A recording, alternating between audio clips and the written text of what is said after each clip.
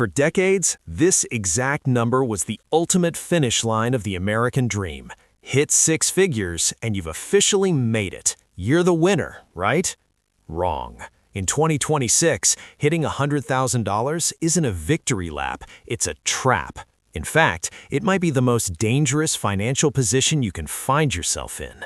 Why? Because at this level, you're too rich for any government assistance, but you're too poor to actually build wealth in a modern American city. You're stuck in the middle, and the system is designed to keep you there. If you just hit six figures and you still feel like you're drowning, it's not because you're bad with money. It's because the math has changed, and nobody bothered to tell you. Today, I'm pulling back the curtain on the 100K trap. Let's look at the numbers they don't want you to see. Let's be real for a second. You don't actually earn $100,000. Uncle Sam gets his seat at the table before you even see a dime. If you're a single filer in a state like California or New York, federal and state taxes plus FICA are going to eat about 25 to 30% of that immediately. Suddenly, your six-figure status looks more like $6,200 a month hitting your bank account. It's a good number, right? Well, let's bring in the big three of middle-class destruction: housing, transportation, and food.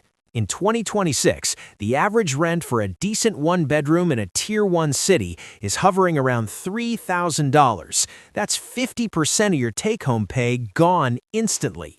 Rule number 1 of finance says don't spend more than 30% on housing, but the system just made that rule impossible for you.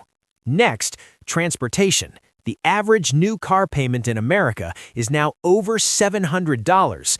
Add insurance, gas, and maintenance, and you're looking at $1,000 just to get to work. You're literally paying $1,000 a month for the privilege of earning those dying dollars. Add $800 for groceries, thanks to inflation, and another $400 for health insurance and utilities. What's left? A few $100 for freedom?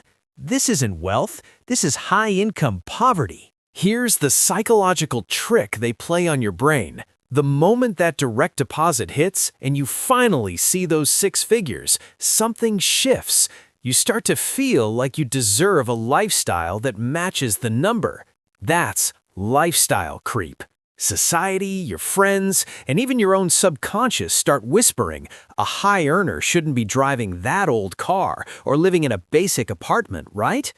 This invisible pressure to level up your material possessions is incredibly powerful. It makes you question your own value if you're not constantly acquiring more. The banks and big corporations absolutely love this version of you. They've designed a never-ending conveyor belt of status symbols specifically for the aspirational middle class. You upgrade to the latest iPhone because you can afford the installments. You trade in your reliable car for a lease that costs twice as much because it looks better for your image. You start eating at places where the water costs $8 and the menu doesn't even bother with prices. You're trying to project success. But look closely at what's truly happening. You aren't building an empire or securing your future. You're just renting a more expensive, more stressful version of your old life. You're running faster, but the treadmill is moving even faster than you. You're accumulating liabilities, not assets. We've all heard keeping up with the Joneses, but in 2026, I have a secret for you. The Joneses are completely broke. They are drowning in credit card debt and living on a knife edge of anxiety. Every time you sign a new 5-year lease or finance a luxury SUV at 8% interest, you aren't treating yourself. You're adding another year to your sentence in that office cubicle. You think you're buying freedom, but you're actually purchasing a gilded cage with leather seats. To the banking system, you aren't a success story. You're a high-interest revenue stream. Real wealth is the power to say no. But before we get to the solution, we need to talk about the silent tax that's robbing you while you sleep. But let's say you're disciplined. You don't buy the Tesla, you don't eat the $50 steaks. You save. You put your money in a high-yield savings account and wait. Well, in 2026, the system has a special tool for people like you: the silent tax.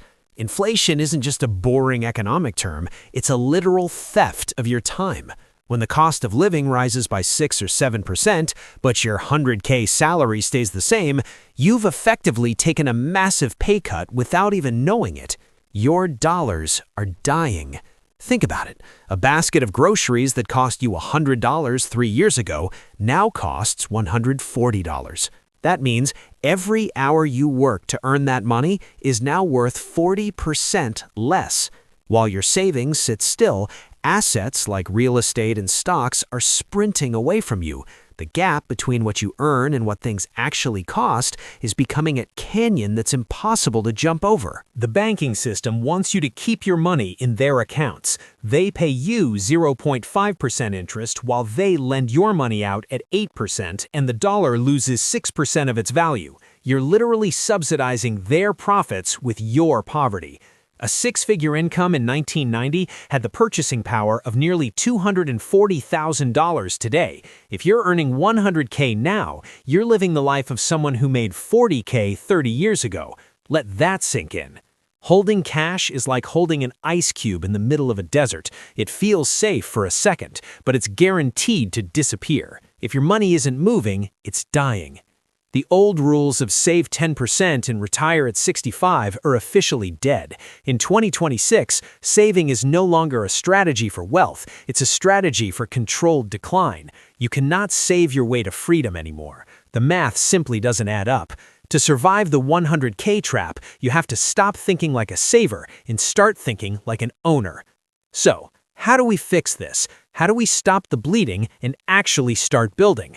Now we get to the solution. Here is exactly what you need to do with your dying dollars. Okay, we've exposed the trap. We've seen how the system is designed to keep your 100K stagnant or even shrinking, but complaining doesn't build wealth. So how do we fix this? How do you stop being a high-income victim and start becoming an owner? First, you must kill status spending. This isn't about being cheap, it's about being strategic. Every dollar spent on a depreciating asset or a temporary status symbol is a dollar stolen from your future. Stop trying to impress people who don't care about your financial freedom. Second, commit to aggressive asset acquisition. Your money cannot sit in a savings account. It's a dying currency there. You need to move it into things that grow. Think broad market index funds, strategic real estate, or even select alternative investments if you have the knowledge. Third, master tax strategy. Stop filing like an employee, start thinking like a business owner. Explore every legal deduction, every tax advantage to count. The wealthy don't get rich by earning the most, they get rich by keeping the most. Forget the 100K salary, that's a trap. Your new target is $100,000 in cash flow. That means money coming in from your assets, not just your labor. That is true financial freedom. This is not some magic pill. This is the hard truth that works. These are the principles that allow the truly wealthy to escape the rat race, and it's your roadmap out of the 100K trap. This is how you win.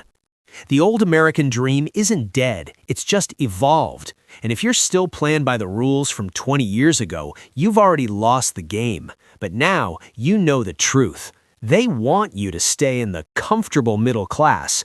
I want you to be free. Hit that subscribe button if you're ready to see the real numbers and stop living the 100K trap. This is Jack Finance. Your journey to real wealth starts now. I'll see you in the next one.